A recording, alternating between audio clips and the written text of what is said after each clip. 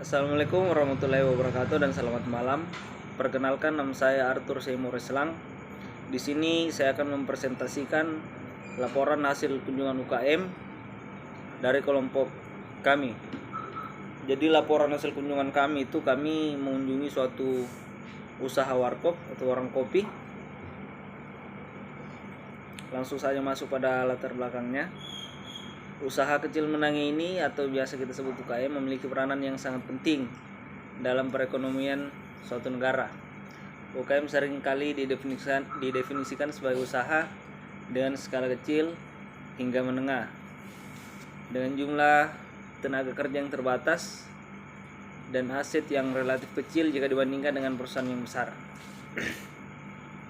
Namun peran UKM tidak boleh diabaikan karena mereka memiliki dampak yang signifikan dalam menciptakan lapangan kerja, dan ini sangat berpengaruh pada anak-anak muda di luar sana yang mungkin saja masih ada yang pengangguran. Oke. Tujuan kunjungan UKM. Tujuan dari kunjungan UKM dari kelompok kami ini adalah yang pertama, mengetahui bagaimana menjadi pengusaha di bidang penjualan kopi.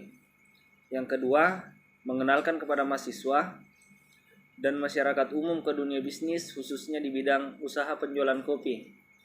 Yang ketiga, memberikan wawasan lebih kepada mahasiswa terkait dunia bisnis. Jadi, jenis usaha ini merupakan jenis usaha warkop, warung kopi, di mana nama usaha ini atau biasa disebut dengan Warung Kopi EWR. Lokasi warkop ini berada di Jalan Perintis Kemerdekaan 17 nomor 160 Kota Makassar, Sulawesi Selatan. Oke. Sejarah berdirinya usaha kecil ini. Sejarah warung kopi di Indonesia dapat ditelusuri pada masa penjajahan Belanda. Pada saat itu, Belanda mendirikan perkebunan kopi di Jawa dan Sumatera sebagai sumber ekspor utama untuk memenuhi kebutuhan tenaga kerja di perkebunan kopi. Mereka membawa pekerja dari berbagai daerah di Indonesia, dan pekerja-pekerja tersebut membawa tradisi minum kopi mereka ke tempat kerja. Sering waktu, mereka mendirikan warung dan juga tempat bersantai setelah bekerja. Warung kopi ini kemudian menjadi tempat berkumpulnya pekerja-pekerja kopi dan masyarakat sekitar.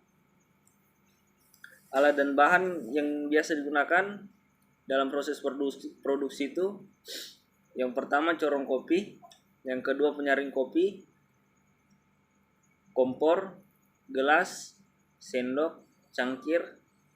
Untuk bahan-bahannya kopi arabica dan susu kental manis.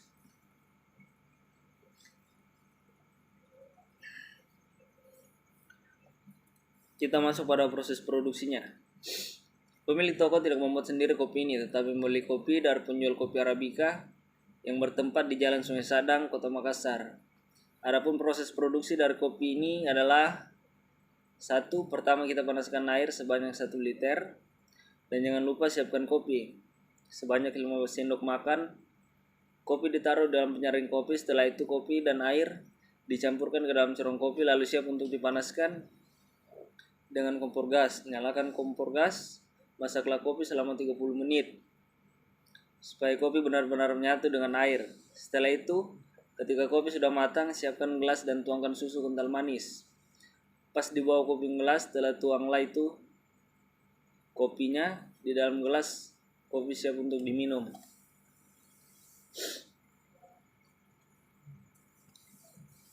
Kendala dan prospek pada usaha warkop ini.